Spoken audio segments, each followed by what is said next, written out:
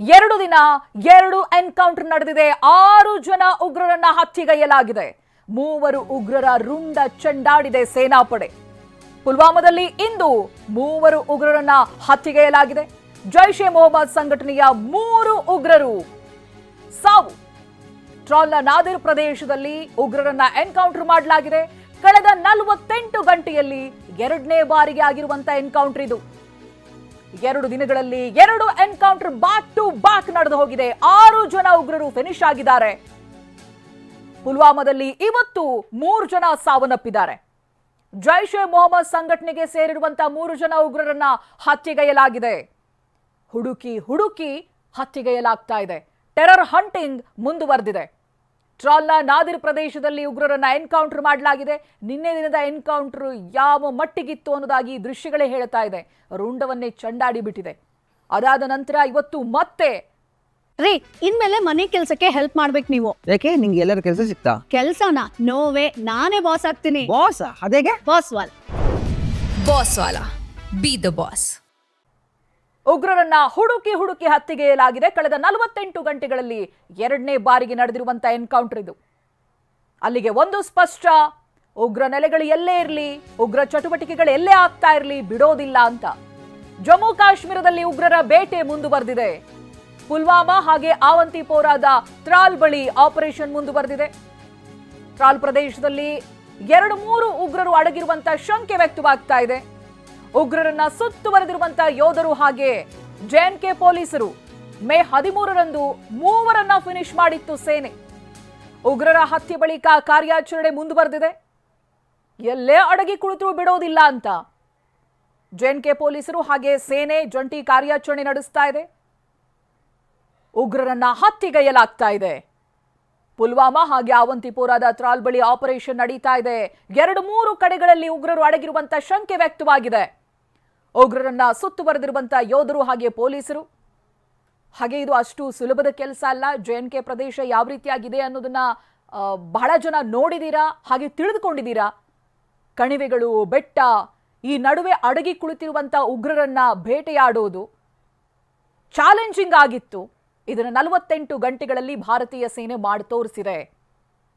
2 ಬಾರಿ ಕಾರ್ಯಾಚರಣೆ ಯಶಸ್ವಿಯಾಗಿದೆ. 6 ಜನ ಉಗ್ರರನ್ನ ಹತ್ಯೆಗೈಯಲಾಗಿದೆ. ಮೇ 13ನೇ ತಾರೀಕು ನಡೆದಿರುವಂತಹ ಟೆರರ್ ಹಂಟಿಂಗ್ ನ ದೃಶ್ಯಗಳನ್ನ ಕೂಡ ನೀವು ಗಮನಿಸಬಹುದು. ಹತ್ಯೆಯಾದ 3 ಉಗ್ರರು ಪುಲ್ವಾಮಾ ನಿವಾಸಿಗಳು. ಆಸಿಫ್ ಅಹಮದ್ ಶೇಖ್, ಅಮೀರ್ ನಾಜಿರ್ವಾನಿ, ಯಾವರ್ ಅಹಮದ್ ಭಟ್ ನನ್ನ ಹತ್ಯೆ ಮಾಡಿದೆ ಸೇನೆ. ಇವರೆಲ್ಲರೂ ಕೂಡ ಪುಲ್ವಾಮಾ ನಿವಾಸಿಗಳನ್ನೋದು ಗೊತ್ತಾಗ್ತಾ ಇದೆ. ಜಮ್ಮು ಕಾಶ್ಮೀರದ ಪುಲ್ವಾಮಾ ನಿವಾಸಿಗಳನ್ನ ಇದೀಗ ಸಾಯಿಸಲಾಗಿದೆ. 3 ಜನ ಉಗ್ರರು ನಿವಾಸಿಗಳಂತ ಹೇಳಿದ್ರೆ ಅಲ್ಲೇ ಇದ್ದುಕೊಂಡು ಯಾವ ರೀತಿಯಾಗಿ ಇವರು ಉಗ್ರ ಚಟುವಟಿಕೆಗಳಲ್ಲಿ ತೊಡಗಿಸಿಕೊಳ್ತಾ ಇದ್ರು ನೋಡಿ. ಆಸಿಫ್ ಅಹಮದ್ ಶೇಖ್, ಅಮೀರ್ ನಾಜಿರ್ವಾನಿ ಹಾಗೆ ಯಾವರ್ ಅಹಮದ್ ಭಟ್ 3 ಜನರನ್ನ ಸೇನೆ ಹತ್ಯೆಗೈದಿದೆ. ಟೆರರ್ ಹಂಟಿಂಗ್ ಇನ್ನೂ ಕೂಡ ಮುಂದುವರೆದಿದೆ. ಒಂದಷ್ಟು ಕಡೆಗಳಲ್ಲಿ ಉಗ್ರರು ಅಡಗಿರುವಂತಹ ಶಂಕೆ ಇದೆ. ಇದಾಗಲೇ ನಮ್ಮ ಭಾರತೀಯ ಯೋಧರು ಅವರನ್ನ ಸುತ್ತುವರೆದಿದ್ದಾರೆ. ಈ ಬಾರಿ ಚಾನ್ಸ್ ಇಲ್ಲವೇ ಇಲ್ಲ, ಕೊಡೋದಿಲ್ಲ. ಉಗ್ರ ಚಟುವಟಿಕೆಗಳನ್ನ ನಿಲ್ಲಿಸಬೇಕು, ಉಗ್ರರನ್ನ ಬೇಟೆಯಾಡಲೇಬೇಕು ಅಂತ ಕಣಕ್ಕಿಳಿದಿರುವಂತಹ ಭಾರತೀಯ ಸೇನೆ 2 ದಿನಗಳಲ್ಲಿ 6 ಜನ ಉಗ್ರರನ್ನ ಹೊಡೆದು ಉಳಿಸಿದೆ. ಉಗ್ರರ ವಿರುದ್ಧ ಸೇನೆಯ ಕಾರ್ಯಾಚರಣೆ ಇನ್ನೂ ಕೂಡ ಮುಂದುವರೆದಿದೆ. ಅನುಮಾನ ಇರುವಂತಹ ಸ್ಥಳಗಳ ನಿಖರವಾದಂತಹ ಮಾಹಿತಿಯನ್ನ ಪಡೆದು ಉಗ್ರರು ಅಡಗಿರುವಂತಹ ಸ್ಥಳಗಳಿಗೆ ತೆರಳಿ ಬೇಟೆಯಾಡ್ತಾ ಇದ್ದಾರೆ. ಉಗ್ರ ಬೇಟೆ ಮುಂದುವರೆದಿದೆ. ಜಮ್ಮು ಕಾಶ್ಮೀರದ ಪುಲ್ವಾಮಾದಲ್ಲಿ ಅಡಗಿದ್ದಂತ 3 ಉಗ್ರರು ಜೊತೆಗೆ ಅವರು ಅಲ್ಲಿಯ ನಿವಾಸಿಗಳನ್ನೋದಾಗಿ ಗೊತ್ತಾಗ್ತಾ ಇದೆ. ಬೇರೆ ಬೇರೆ ಸಂಘಟನೆಗೆ ಸೇರಿರುವಂತಹ ಉಗ್ರರ ಬೇಟೆಯಾಡ್ತಾ ಇದ್ದಾರೆ. ಜೈಷ್ ಎ ಮೊಹಮ್ಮದ್, ಲಷ್ಕರ್ ಎ ತೊಯ್ಬಾ ಈ ರೀತಿಯಾದಂತಹ ಉಗ್ರ ಚಟುವಟಿಕೆಗಳ ಸಂಘಟನೆಗೆ ಸೇರ್ಕೊಂಡು ಉಗ್ರ ಚಟುವಟಿಕೆ ನಡೆಸ್ತಾ ಇದ್ದವರ ಬೇಟೆಯಾಡಲಾಗ್ತಾ ಇದೆ. ಈ ಬಗ್ಗೆ ಇನ್ನಷ್ಟು ಮಾಹಿತಿಯನ್ನ ಪಡೆದುಕೊಳ್ತಾ ಹೋಗ್ತೀನಿ. ಪ್ರತಿನಿಧಿ ಹರೀಶ್ ಲೈವ್ ನಲ್ಲಿ ಜಾಯ್ನ್ ಆಗ್ತಾ ಇದ್ದಾರೆ. ಹರೀಶ್, ನಿನ್ನೆ ಕೂಡ ಮಾಹಿತಿಗಳನ್ನ ಕೊಡ್ತಾ ಇದ್ರಿ ನೀವು, ನಿನ್ನೆಯ ಟೆರರ್ ಹಂಟಿಂಗ್ ಯಾವ ರೀತಿ ಆಗಿತ್ತು ಅಂತ. ಈಗ 48 ಗಂಟೆಗಳಲ್ಲಿ ಮತ್ತೊಮ್ಮೆ ಟೆರರ್ ಹಂಟ್ ಆಗಿದೆ ಅನ್ನೋದು ಗೊತ್ತಾಗ್ತಾ ಇದೆ. ಇವ್ರುಗಳು ಯಾವ ಸಂಘಟನೆಗೆ ಸೇರಿರೋರು, ಎಲ್ಲಿ ಅವಿತಿದ್ರು, ಏನ್ ಡೀಟೇಲ್ಸ್ ಸಿಗ್ತಾ ಇದೆ ಹರೀಶ್? ಹೌದು ಚೈತ್ರ, ಕಳೆದ 48 ಗಂಟೆಗಳಲ್ಲಿ ಜಮ್ಮು ಕಾಶ್ಮೀರ ಪೊಲೀಸರು ಹಾಗೂ ಸೇನೆ ನಿರಂತರವಾದಂಥ ಕಾರ್ಯಾಚರಣೆಯನ್ನು ಮಾಡ್ತಿರುವಂತಹದ್ದು. ಅದು ಕೂಡ ದಕ್ಷಿಣ ಕಾಶ್ಮೀರದ ಅನಂತನಾಗ್ ಜೊತೆಗೆ ಅವಂತಿಪುರ, ಪುಲ್ವಾಮಾ ಈ ಜಿಲ್ಲೆಗಳಲ್ಲಿ ಅತ್ಯಂತ ಹೆಚ್ಚಿನ ಕಾರ್ಯಾಚರಣೆಯನ್ನು ಮಾಡಲಾಗ್ತಿರುವಂತಹದ್ದು.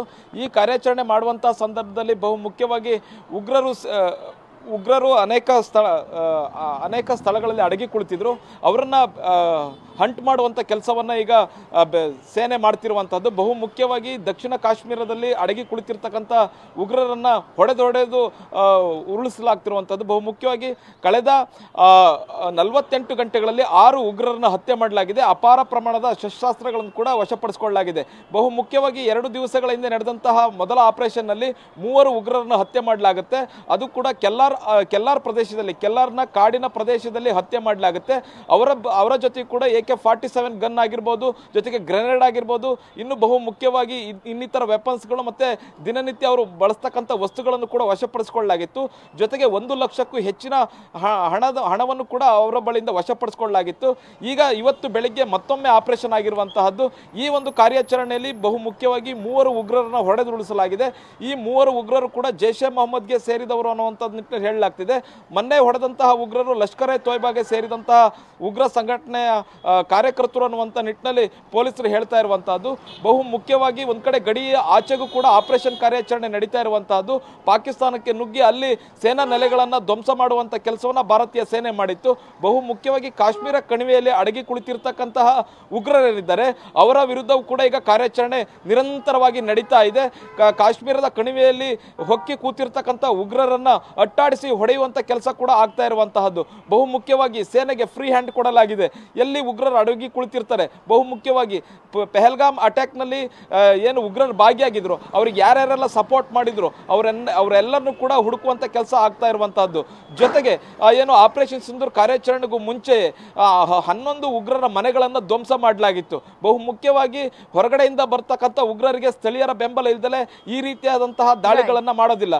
ಹೀಗಾಗಿ ಸ್ಥಳೀಯರು ಯಾರು ಸಹಾಯ ಮಾಡಿದ್ದಾರೆ, ಮುಖ್ಯವಾಗಿ ಜೈಷ್ ಎ ಮೊಹಮ್ಮದ್ ಆಗಿರ್ಬೋದು, ಲಷ್ಕರ್ ಎ ತೊಯ್ಬಾದ ಸಂಘಟನೆಯ ಸಂಪರ್ಕದಲ್ಲಿರಿ, ಮತ್ತಷ್ಟು ಅಪ್ಡೇಟ್ಸ್ ಗಳು ಬರ್ತಾ ಇದೆ.